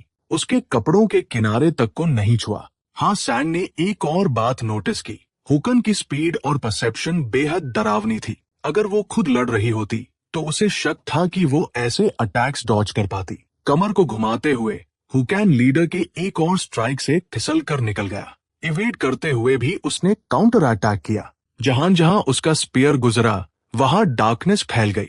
जैसे जैसे ब्लैक फ्लेम्स बढ़ती गई, बैट लीडर की मूवमेंट्स धीमी होती चली गई। हालांकि देखने में ये एक फियर स्ट्रगल लग रहा था, लेकिन सच्चाई ये थी कि हुकन पूरी तरह उस क्रीचर के साथ खेल रहा था। हाँ सैंग शॉक में जमी रह गई। क्या हुकन सच में उसकी तरह एक रूकी हंटर था? वो तो किसी ऐसे वेटरन जैसा लग रहा था जो अनगिनत लड़ाइयों से गुजर चुका हो। उसी समय मॉन्स्टर लीडर ने हुकैन पर एक और अटैक किया। हुकैन ने धीमी हंसी छोड़ी, परफेक्ट, देखते हैं तुम इसके काबिल भी हो या नहीं कि मैं पूरी ताकत लगाऊं। अगले ही पल उसका शरीर जमीन के साथ फिसलते हुए पीछे गया, डिस्टेंस बनाते हुए। फिर उसने अपना स्पीयर सीधा हवा में फेंक दिया। हाँ सैंग सन्न रह गई। ऐसे वक्त में वेपन हवा में फेंक देना, वो क्या सोच रहा था? ऊपर से स्पीयर गिरने लगा। मॉन्स्टर हुकन की तरफ चार्ज करता रहा। किम मिंज भी उतना ही शॉक था। सबसे डेंजरस पल में हुकन ने जैसे अपना हथियार छोड़ दिया हो। एक ही पल में मॉन्स्टर ने दूरी खत्म कर ली। हुकन जरा भी पैनिक नहीं हुआ, वो बस एक्सप्रेशनलेस उसे देखता रहा। एक वेट थड के साथ मॉन्स्टर का सिर उसके सामने गिर पड़ा। जो स्पीयर उसने कुछ पल पहले फेंका था वही उसका फाइनल स्ट्राइक था। ऊपर से गिरते हुए वो सीधे मॉन्स्टर की गर्दन के आर पार हो गया। गर्दन इंपेल होने के बाद भी क्रीचर स्ट्रगल करता रहा, उसकी टेरिफाइंग वाइटैलिटी का सबूत। लेकिन आउटकम पहले ही तय हो चुका था। हुकन उसे पलटने का कोई मौका देने वाला नहीं था। दूसरों के रिएक्ट करने से पहले ही उसने स्पीयर खींचा और बार बार मॉन्स्टर के सिर में घूम दिया, उसे हमेशा के लिए खत्म कर दिया। किम मिंज अविश्वास में खड़ा रह गया। अभी कुछ पल पहले ऐसा लग रहा था कि हुकन ओवरवेल्म हो रहा है और अब मॉन्स्टर मर चुका था। ये सब अभी अभी क्या हुआ? हुकन ने किम मिंज की तरफ मुड़कर पूछा, क्या सच में यहाँ ऐसा कुछ दिखना नॉर्मल है? किम मिंज को भी शक था। ये क्रीचर एक ट्रू करप्शन कोर यूनिट भी नहीं था। फिर भी अगर ये एरिया करप्शन जोन होता तो कम से कम लेवल 3 रेटेड होना चाहिए था। करप्शन यूनिट्स 4 लेवल्स में बंटे होते हैं और ब्रीफिंग के मुताबिक ब्रिज ईस्ट आइलैंड पर अल्फा कोरोजन रिफ्ट अनरेटेड बताया गया था। इसका सिर्फ एक ही मतलब था, अल्फा कोरोजन रिफ्ट पहले ही लेवल 3 तक एस्केलेट हो चुका था। इसे तुरंत रिपोर्ट करना जरूरी था। हाँ सिंघा पहले हिचकिचाई, लेकिन हुकैन ने उसे सोचने को कहा। अगर ये लेवल 3 नहीं होता तो इनमें से कुछ भी सेंस नहीं बनाता। किम मिंज का एक्सप्रेशन ग्रिम हो गया। अनरेटेड और लेवल 3 के बीच का गैप बहुत बड़ा था। अगर ये सच था तो बहुत कम हंटर्स जिंदा वापस लौट पाते। ये आइलैंड उम्मीद से कहीं ज्यादा खतरनाक था और सिचुएशन को तुरंत एस्केलेट करना जरूरी था। किम मिंज ने सुझाव दिया कि उन्हें पहले बाकी हंटर्स को रेस्क्यू करना चाहिए। हुकन की स्ट्रेंथ के साथ शायद लेवल 3 जोन भी मैनेजेबल हो। हुकन ने आइडिया को साफ मना कर दिया। वो आइलैंड पर मौजूद हर हंटर को ढूंढकर बचा नहीं सकता था। उसकी भी लिमिट्स थी। उसने साफ कहा कि उनका मिशन एंडेंजर्ड हंटर्स को बचाना नहीं, बल्कि एडिशनल कोरोजन रिफ्ट्स को आइडेंटिफाई और एलिमिनेट करना है। ऐसे काम में कैजुअलिटीज अनअवॉइडेबल होती है। हाँ, सैंग ने उससे सवाल पूछा, अगर तुम उस सिचुएशन में होते तो तुम्हें कैसा लगता? क्या तुम्हें रॉन्ग्ड, एंग्री और डेस्परेटली बचाए जाने की फीलिंग नहीं आती? हुकैन का एक्सप्रेशन पूरी तरह डार्क हो गया। क्या तुम उन्हें डेड माइंडसेट के साथ बचाने की कोशिश कर रही हो? वो ह्यूमन इमोशंस को डिसमिस नहीं कर रहा था, वो आउटकम्स की बात कर रहा था। अगर तुम उन्हें बचाने जाना चाहती हो, मैं नहीं रोकूंगा, बस वो चॉइस मुझ पर मत थोपो। उसने कोल्डली उन्हें उस नाइव सेवियर मेंटालिटी को छोड़ने को कहा। इस दुनिया में कुछ मौतें ऐसी होती हैं जिन्हें टाला नहीं जा सकता। ऐसे अंत के सामने चाहे उसके अंदर कोई भी इमोशन हो, वो उसे मरने के रिजॉल्व के साथ एक्सेप्ट करेगा। अगर कुछ हंटर्स को बचाने की कोशिश में कोरोजन रिफ्ट और वर्सन हो जाए और इस आइलैंड पर और ज्यादा मौतें हों, तो वही असली पाप होगा। डेस्परेट सिचुएशंस में हेजिटेशन सबसे खतरनाक चीज होती है। अगर वो अपने मिशंस में उस इमोशनल माइंडसेट को लेकर चलते रहे तो वो इस दुनिया में ज्यादा दिन सर्वाइव नहीं कर पाएंगे। रात होने पर ग्रुप ने आराम के लिए एक जगह ढूंढी और एक अबैंडन हाउस को टेम्पररी शेल्टर बनाया। बिल्डिंग पूरी तरह खाली थी और वहां किसी करप्टेड क्रीचर के रुकने के निशान नहीं थे। किम और जय ने एरिया अच्छी तरह चेक किया और डिम लाइटिंग के अलावा कुछ अनयूजुअल नहीं पाया। उन लाइट्स की वजह से वो दूसरे हंटर्स की पोजीशंस रफली ट्रैक कर पा रहे थे, लेकिन हुकन की नजर से वही लाइट्स उनकी खुद की लोकेशन भी एक्सपोज कर रही थी, जो इनहेरेंटली डेंजरस था। माइनर एनिमीज के साथ वो रिस्क मैनेजेबल था, लेकिन अगर बैट लीडर जैसा कुछ आ गया तो बड़ी प्रॉब्लम हो सकती थी। हुकैन ने अपना फोन निकाला और दूसरे हंटर्स को वार्निंग भेजी। यह स्क्वाड 8 है। हालिया एनकाउंटर्स के आधार पर अल्फा कोरोजन रिफ्ट लेवल 3 तक एस्केलेट हो चुका हो सकता है। बिना सोचे समझे लाइट्स ऑन करना हाई रिस्क टारगेट्स को अट्रैक्ट कर सकता है। अगर पॉसिबल हो तो ऐसा करने से बचो। जैसे ही कोरोजन रिफ्ट का कोर डिस्ट्रॉय होता, उससे सस्टेन होने वाले सारे क्रीचर्स वैनिश हो जाते। एनर्जी सोर्स के बिना करप्टेड जोन खुद ही कोलैप्स हो जाता। अच्छे से सोचने के बाद हुकन को मिशन सरप्राइजिंगली स्ट्रेट फॉरवर्ड लगा। ये उतना डिफिकल्ट नहीं था जितना बाकी लोग साउंड कर रहे थे। जब टाइम राइट होगा, वो कोरोजन रिफ्ट को डायरेक्टली डील करेगा। ज्यादा देर नहीं लगी और नाइट पूरी तरह सेटल हो गई। हसे पहले ही अस्लीप था। हिम मिंज भी ड्रिफ्ट ऑफ हो चुका था। हुकेन ने क्वाइटली उनके पास अलार्म डिवाइस रख दिया। अगर मॉन्स्टर्स अप्रोच करते तो इक्विपमेंट ट्रिगर हो जाता और वो बिना वरी के निकल सकता था। बाहर निकलते ही हुकन फॉरेस्ट में तेजी से मूव करने लगा। ब्रीफिंग के दौरान वो पहले ही अल्फा रिफ्ट की लोकेशन कंफर्म कर चुका था। ये नाइट ऑपरेशन स्मूथली जाना चाहिए था। उसी मोमेंट हुकन को फील हुआ कि कुछ रॉन्ग है। फॉरेस्ट में आगे मूवमेंट थी। वो अब्रप्टली रुक गया। आईज सामने फिक्स हो गई। एक फैमिलियर लेकिन अनसेटलिंग लाफ ट्रीज में एको करने लगी। हुकिन का एक्सप्रेशन डार्क हो गया। उसे पहले से पता था कि चीजें जरूरत से ज्यादा स्मूथली चल रही थी। श्योर इनफ कुछ ऑफ था। बिना हेजिटेशन उसने फ्लेम्स इग्नाइट कर दी, लेकिन जब वो थ्रेट की तरफ मुड़ा तो रियलाइज हुआ कि ये वो मॉन्स्टर नहीं था जिसकी उसने एक्सपेक्ट की थी। सामने खड़ा क्रीचर कुछ ऐसा था जो उसने पहले कभी नहीं देखा था। उसका मैसिव बॉडी उसके ऊपर टावर कर रहा था, बैट लीडर से कहीं ज्यादा बड़ा। उसी टाइम हंटर एसोसिएशन हेडक्वार्टर्स में इमरजेंसी इरप्ट हो गई। स्क्वाड 5 के कई मेंबर्स के सिग्नल्स कंप्लीटली डार्क हो चुके थे। Presume dead. मैनेजमेंट हिल गया। इससे भी वर्स, दूसरी स्क्वाड से कैजुअलिटी रिपोर्ट्स आने लगी। डैम इट, उस एरिया में आखिर हो क्या रहा था? इंचार्ज ऑफिसर कम्युनिकेशन सेंटर की तरफ भागा, इमीडिएट रीइंफोर्समेंट्स रिक्वेस्ट किए और high priority distress call issue कर दी। कुछ मोमेंट्स बाद एक और अलर्ट आया। कोई rapidly alpha corrosion rift core की तरफ अप्रोच कर रहा था। लीडर ने तुरंत ऑर्डर दिया कि उस हंटर को कांटेक्ट किया जाए और उसे तुरंत स्टॉप करने को कहा जाए। आगे जो भी था एक्सट्रीमली डेंजरस था। फिर आइडेंटिटी डेटा आई और सब फ्रीज हो गए। अल्फा कोर की तरफ बढ़ने वाला हंटर स्क्वाड 8 का हुकिन था। इसका मतलब था कि शायद वही कोरोजन रिस्क कोर लोकेट करने वाला पहला इंसान था। लीडर ने हुअन के टर्मिनल से इमीडिएट कनेक्शन ऑर्डर किया ताकि उसका स्टेटस कंफर्म हो सके। Mid operation corrosion core escalation पहले कभी नहीं हुई थी। केओस के बीच हुकन अनोमली डिटेक्ट करने वाला पहला था और कोर की तरफ रश किया। उसे क्लोजली मॉनिटर करना जरूरी था। फीड जल्दी कनेक्ट हो गई। स्क्रीन पर हुकन कॉम्बैट में था, या यूं कहें अपनी जान बचाने के लिए स्प्रिंट कर रहा था, क्योंकि मॉन्स्टर रिलेंटलेसली उसका पीछा कर रहा था। क्रीचर उसकी एक्सपेक्टेशन से कहीं ज्यादा स्ट्रॉन्ग था और उसकी स्पीड टेरिफाइंग थी। तभी हुकन की वॉइस हंटर एसोसिएशन चैनल पर आई। उसके पीछे का मॉन्स्टर एब्सर्डली पावरफुल था। इस पॉइंट पर अलाइव होना प्योर लक था। स्प्रिंट करते हुए हुकन लाउड कर्स करने लगा। क्या इस प्लेस को इन्वेस्टिगेट करने के लिए लोग असाइन नहीं थे? एक भी वार्निंग कैसे नहीं आई? वापस पहुंचते ही वो कोरोजन कोर हर एक के गले में ठूंस देगा। उसके आउटबर्स्ट पर Hunter HQ staff awkward looks exchange करने लगे। आखिर में उन्होंने उसका टर्मिनल म्यूट कर दिया। इतना कंफर्म करना काफी था कि वो अभी अलाइव है। हुकन को अपनी लिमिट्स पता थी। करंट स्टेट में ब्रूट फोर्स से उस मॉन्स्टर को आउटराइट किल करना इम्पॉसिबल था। उसका ओनली ऑप्शन था उसे स्लोली वेयर डाउन करना और डिसाइसिव स्पीयर स्ट्राइक से फिनिश करना। लेकिन सामने वाला क्रीचर एक्सपेक्टेशंस को कंप्लीटली डिफाई कर रहा था। कोलैप्स होने के कोई साइंस नहीं थे। डे टाइम में बैट लीडर के साथ फाइट के दौरान हुकन ने गियाओ ड्रैगन आइलैंड से एक्सेसिव मना ड्रेन कर लिया था, जिससे एनिमी सेवियरली वीकन हो गया था। इसका मतलब था कि वो अब आइलैंड छोड़ नहीं सकता था। उसे फास्ट मना रिप्लेनिश करने की जगह ढूंढनी थी। उसी मोमेंट उसकी आई शार्प हो गई।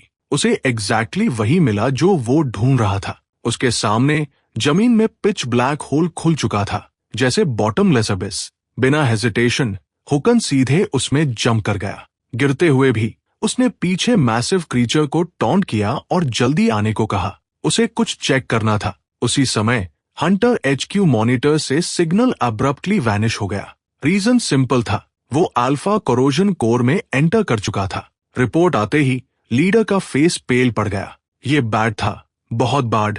कोर के अंदर एंटर करते ही हुकन ने रियलाइज किया कि ये उसकी एक्सपेक्टेशन से कहीं ज्यादा क्लीन था। बैली कोई विजिबल कोरोजन स्प्रेड। वो फ्राउन कर गया। प्रायर डेटा के अकॉर्डिंग टीयर 5 और टीयर 3 कोरोजन कोर्स भी इतनी फास्ट स्प्रेड नहीं करते थे, तो फिर टीयर 1 और टीयर 2 कितने एक्सट्रीम होने वाले थे। कुछ मोमेंट्स बाद हुकन ने कोरोजन रिफ्ट की बाउंड्री क्रॉस की। उसके आगे जो था वही रियल थ्रेट था, ट्रू हैवीवेट। वो फाइट को ऑब्सेस करने वाला टाइप नहीं था, लेकिन अगर कोई चीज उसे लगातार प्रोवोक करे तो उसकी पेशेंस खत्म हो जाती। धीरे धीरे हुकन ने अपने वेपन पर ग्रिप टाइटन की। पैराडॉक्स फ्लेम की सबसे बड़ी फ्लॉ उसका अनकंट्रोलेबल स्प्रेड था। ये हर लिविंग बीइंग को अफेक्ट करता था, हुक खुद को छोड़कर। अलाइज भी इंक्लूडेड थे।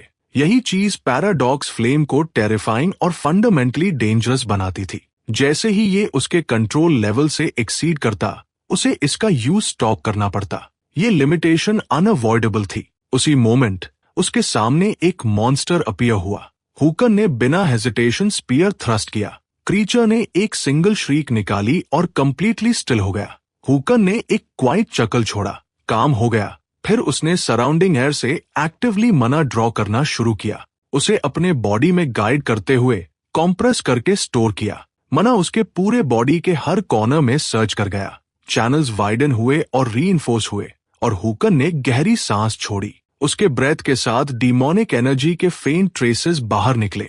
रिजल्ट एस्टोनिशिंग था, उसकी एक्सपेक्टेशन से कहीं ज्यादा। तभी स्काई में क्रैक्स बनने लगी। हुकन ने ऊपर ग्लांस किया, बिल्कुल अनफेस्ड। लगता है और भी आ रहे हैं।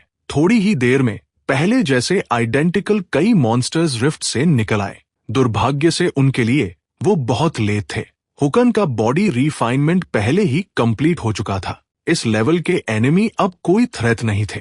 3 मॉन्स्टर्स सीधे हुअन की तरफ चार्ज किए और स्पीयर के शार्प फ्लिक के साथ उसने स्नियर करते हुए कहा, तुम सच में ब्रेनलेस हो। क्या तुम्हें अभी भी लगता है नंबर्स का कोई मतलब है? अगले ही इंस्टेंट में हुकिन से बर्स्ट हुआ मना मॉन्स्टर्स को चीरते हुए अलग अलग कर गया। उनमें से कोई भी उसके क्लोज तक नहीं आ पाया। हुकन पहले से कई गुना स्ट्रॉन्ग हो चुका था, लेकिन दूसरे वर्ल्ड में उसकी पावर के मुकाबले ये अभी भी काफी नहीं था। मुश्किल से उसकी फॉर्मर स्ट्रेंथ का 1%। उसी मोमेंट उसके पीछे एक शैडो दिखाई दी जिसने स्नीक अटैक लॉन्च किया। एक ठंडी सिहरन उसके बॉडी में दौड़ गई। ये इतना पास कब आ गया? लगभग उसी पल जब अटैक शुरू हुआ। हुकन पहले ही पीछे हट चुका था। क्रीचर का बॉडी ह्यूमनॉइड था, लेकिन हेड रैट का था। उसका कोरोजन कोर साफ तौर पर कंप्लीटली डिफरेंट लेवल का था। फियर के बजाय हुकिन को क्यूरियोसिटी हुई, ये सोचते हुए कि इस लेवल पर ये कितने चेन स्ट्राइक्स एंड्योर कर पाएगा। अगले सेकंड हुकिन सर्ज करते हुए आगे बढ़ा। उसका स्पीयर ओवरवेलमिंग फोर्स के साथ व्हर्ल करने लगा। उसने एक थ्रस्ट किया। रेटेडेड क्रीचर ने उसे हेड ऑन ब्लॉक कर लिया। उसने मॉक किया। वो स्ट्राइक बहुत स्लो थी। जो वो नहीं समझ पाया वो ये था कि ब्लो फुल स्पीड का नहीं था, लेकिन इतना हैवी जरूर था कि उसके वेपन में क्रैक आ गया। हुकन ने उस पर गेस लॉक की और कामली बोला, twin moon spear, first strike, pierce. अगले ही इंस्टेंट में क्रीचर मना ब्लास्ट से पीछे उड़ गया। हुकन ने तुरंत एडवांटेज प्रेस किया, उसे बीट डाउन कर दिया इससे पहले कि वो समझ पाता कि हुआ क्या है। ट्विन मून स्पीयर हुन की टेक्निक थी। हर अटैक एक ब्लू ट्रेजेक्ट्री छोड़ता था जो फर्स्ट स्ट्राइक को 4 एडिशनल टाइम्स परफेक्टली रिपीट करता था। अगर हुकैन सिर्फ ट्रैजेक्ट्रीज फॉलो करके अटैक करता तो वो बस बेसिक टेक्निक होती, 4 कंफर्म हिट्स को लिंक करना। लेकिन उसका रील अटैक उन स्टैक स्ट्राइक से बिल्कुल अलग था। उसकी ब्लू ट्रैजेक्ट्रीज खुद अटैक कर सकती थी, ट्विन डीमोनिक बूमरैंग्स जैसी बनकर, जिन्हें इवेड करना नियरली इम्पॉसिबल था।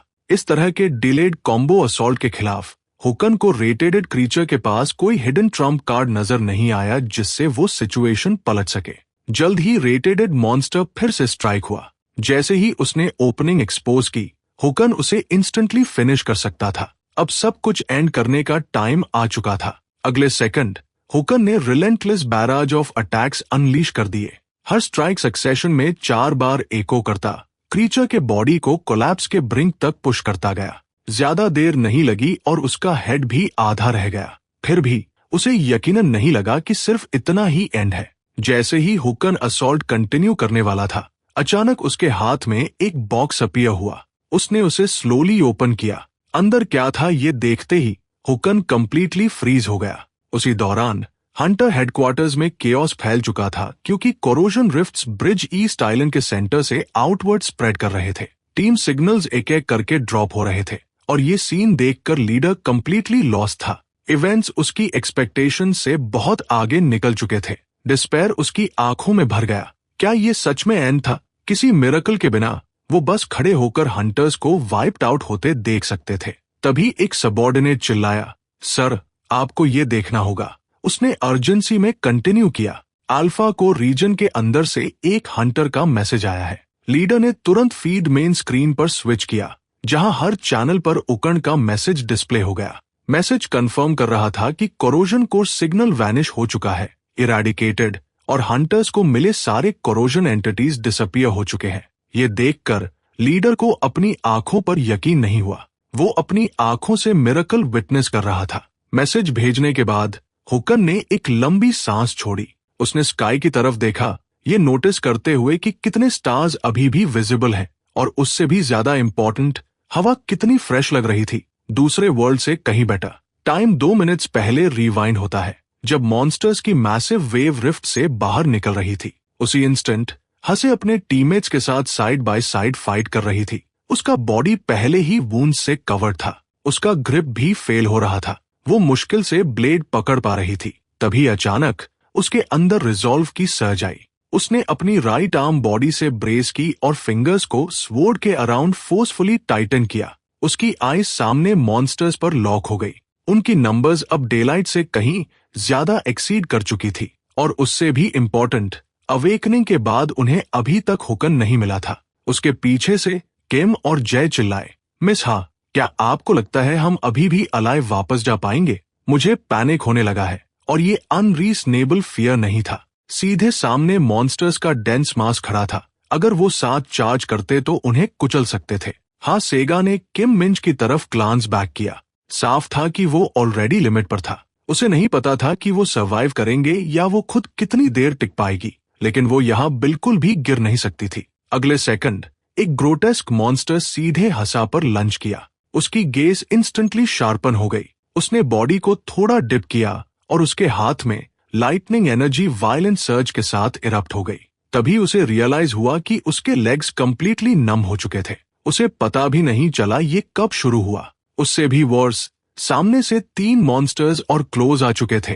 किम मिंच फ्रैंटिक था, लेकिन उसके पास सपोर्ट देने की स्ट्रेंथ नहीं बची थी। एक मॉन्स्टर लगभग सांग की नेक में टीथ सिंक करने वाला था। आगे क्या होने वाला है ये सहन न कर पाने के कारण किम मिंज ने अपनी आंखें टाइटली बंद कर ली। 5 सेकंड्स पास हुए, लेकिन जिस स्क्रीन की उसे उम्मीद थी वो कभी आई ही नहीं।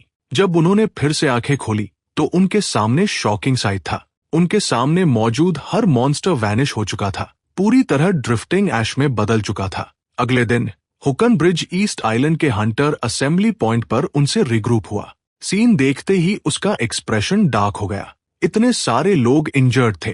क्या कोरोजन रिफ्ट उसके दूर रहने के दौरान बर्सर्क हो गया था? जैसे ही हुकन अराइव हुआ, बाकी लोग डिसबिलीफ में उसे घूरने लगे। तुमने सच में लेवल 3 कोरोजन रिफ्ट अकेले क्लियर कर दिया? फिर भी उसकी लीन फ्रेम को देखकर चाहे जैसे भी जांच करें, वो ऐसा नहीं लगता था कि ये सब अकेले कर सकता है। हुकन थोड़ा आगे चला और जल्द ही 8 स्क्वाड के मेंबर्स को स्पॉट किया। किम मिन जय जेन्युइनली स्टन था। उसने कभी इमेजिन नहीं किया था कि हुकन ने सच में रिफ्ट सोलो हैंडल कर लिया। Who let out a cold चकल।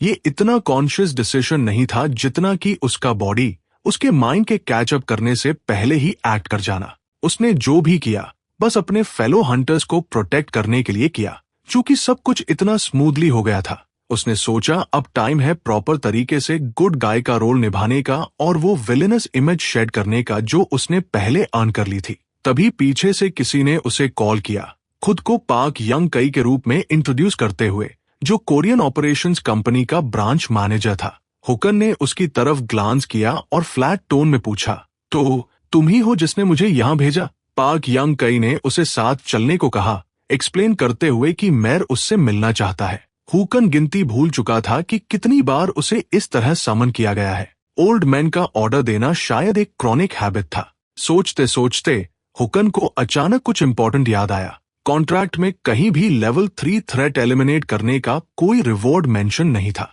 तो चूंकि वो ऑलरेडी यहाँ था, नंबर्स की बात करना सेंसिबल था। हुकन के कार से बाहर निकलते ही एक और आदमी उसके पास आया और प्रोएक्टिवली ग्रीट किया। उस आदमी ने खुद को ली बिट जे बताया, जो पार्टनरशिप नेगोशिएशंस का कोऑर्डिनेटर था। चलते हुए ली ने एक्सप्लेन किया कि मैं इस मीटिंग का ईगली इंतजार कर रहा था और bridge east island report dawn पर आते ही कंप्लीटली स्टन हो गया था। चेयरमैन ने तुरंत ये मीटिंग अरेंज करने का ऑर्डर दिया, सारी दूसरी अपॉइंटमेंट्स कैंसिल करके बस हुकन से प्रॉपर कॉन्वर्सेशन करने के लिए। एक न्यूकमर का लेवल 3 ओरिजिन अकेले डिस्ट्रॉय करना फर्स्ट जनरेशन वेटरन हंटर्स के एरा के बाद से कभी नहीं हुआ था, और हुकन को ये सुनने की उम्मीद नहीं थी कि डिस्टेंट पास्ट में किसी ने यही फीट अचीव किया था। वो जरूर कोई एक्स्ट्राऑर्डिनरी फिगर रहा होगा। थोड़ी देर बाद हुकन मैर के ऑफिस पहुंचा। एक स्लाइटली हैवी सेट आदमी उसके सामने आया, वार्मली स्माइल करते हुए। वेलकम, माय नेम इज पाक ज्ञान, इस सिटी का मैं। ऐसे ग्लूमी डे पर तुम्हें बुलाने के लिए अपॉलॉजीज। फिर उसने हु कैन को अपने प्राइवेट कैफे में इनवाइट किया ताकि वो बैठकर चीजों को प्रॉपर्ली टॉक थ्रू कर सके।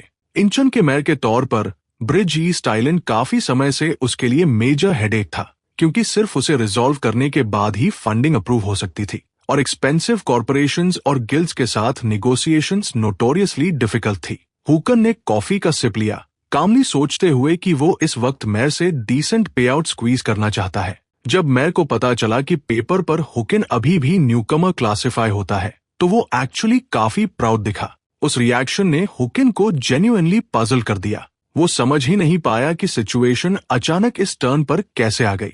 दरअसल इंचन एज कंट्री के कोर रीजन्स में से एक था, और एयरपोर्ट की वर्ल्ड क्लास इंफ्रास्ट्रक्चर की वजह से मैसिव लॉजिस्टिक्स नेटवर्क्स रोज वहां से फ्लो करते थे। इसके ऊपर फ्री इकोनॉमिक जोन इनिशिएटिव ने सोंगो और चोंगे जैसी जगहों को इंटरनेशनल हब्स बना दिया था, जहां इतने फॉरेन इन्वेस्टर्स अट्रैक्ट हो चुके थे कि चॉइसेस डिफिकल्ट हो गई थी। इंचन मेट्रोपॉलिटन एरिया में एनॉर्मस कैपिटल सर्कुलेट हो रहा था और गुड्स एयरपोर्ट के थ्रू ट्रांसपोर्ट हो रहे थे। सब कुछ इस तरफ पॉइंट कर रहा था कि हंटर के तौर पर हुकन का पाथ अनयूजुअली स्मूथ था, ऑलमोस्ट डेलिबरेटली सक्सेस से पेव्ड। उसी पॉइंट पर हुकन ने उसे इंटरप्ट किया। पहले एक बात क्लैरिफाई करना चाहता था। अगर आप इस स्केल पर सपोर्ट ऑफर कर रहे हैं तो मैं अज्यूम करूं कि बदले में आपको कुछ चाहिए। एग्जाम्पल के लिए अप्रूवल रेटिंग्स गिरते हुए मेयर को सक्सेसफुल री इलेक्शन सिक्योर करने में हेल्प करना। मैंने थ्रोट क्लियर किया और राइस स्माइल दी। तुम सच में वेल इन्फॉर्म्ड हो। आजकल स्मार्टफोन्स कुछ भी हिडन नहीं रहने देते। हु कैन ने ऑनलाइन देख लिया। मैं का टर्म अगले साल की शुरुआत में एंड होने वाला था और करंट सिचुएशन देखकर जनरल कंसेंसस यही था कि उसकी री इलेक्शन चांसेस स्लिम थी। चेयरमैन की टेम्पल पर स्वेट बीट करने लगा। तुम सच में ब्लंट हो, उसने कहा, लेकिन इस प्रोसेस में इंचन सिटी गवर्नमेंट की अप्रूवल तो चाहिए ही होगी, है ना? पब्लिक अनाउंसमेंट से अलग न्यूकमर होने के नाते हुकन को एंटर करने के लिए मेयर की परमिशन की जरूरत थी और अगर स्किलफुली हैंडल किया जाए तो मैं खुद को जीनियस हंटर डिस्कवर करने वाला दिखा सकता था। उसे अपनी नैरेटिव में वीव करके अचीवमेंट का क्रेडिट तक क्लेम कर सकता था। मैंने आगे एक्सप्लेन किया कि पहले मेंशन की गई इंफ्रास्ट्रक्चर की वजह से उसके डोमेस्टिक और इंटरनेशनल कॉरपोरेशंस दोनों के साथ क्लोज टाइज है। टेबल पर रखे कॉफी पैकेज पर हाथ प्रेस करते हुए उसने एग्जाम्पल दिया। इस ब्रांड का एंडोर्समेंट कॉन्ट्रैक्ट जल्द एक्सपायर होने वाला था और हुकन का फेस आसानी से पैकेजिंग पर प्रिंट किया जा सकता था और ये टेबल पर रखा अकेला अपॉर्चुनिटी नहीं था। उसी मोमेंट हुकन ने उसे इंटरप्ट किया। टोन काम लेकिन शार्प थी। मैं आपको प्रिटी चीप लगता हूँ, है ना? मैं का एक्सप्रेशन इंस्टेंटली स्टिफ हो गया, clearly caught off guard. Who could have been following the news lately और ये वर्ल्ड एक न्यू फेस के लिए डेस्परेट लग रहा था, कोई जो इस ग्लूम को कट कर सके।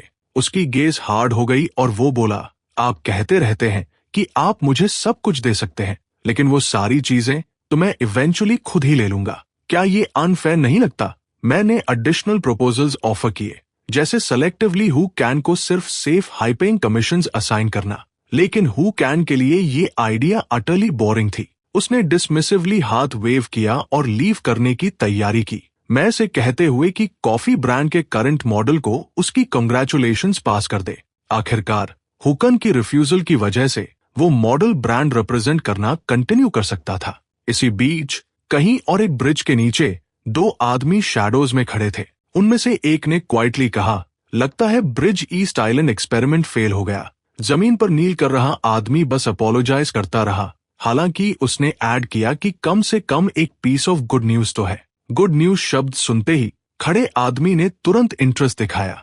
गुड न्यूज एक क्लिप थी जो एसोसिएशन ने हंटर क्वालिफिकेशन एग्जाम से प्रिजर्व की थी, जिसमें साफ दिख रहा था कि who can paradox flame use कर रहा है। फुटेज देखते हुए आदमी स्लोली स्माइल किया। वो रूकी सच में इंप्रेशन छोड़ गया।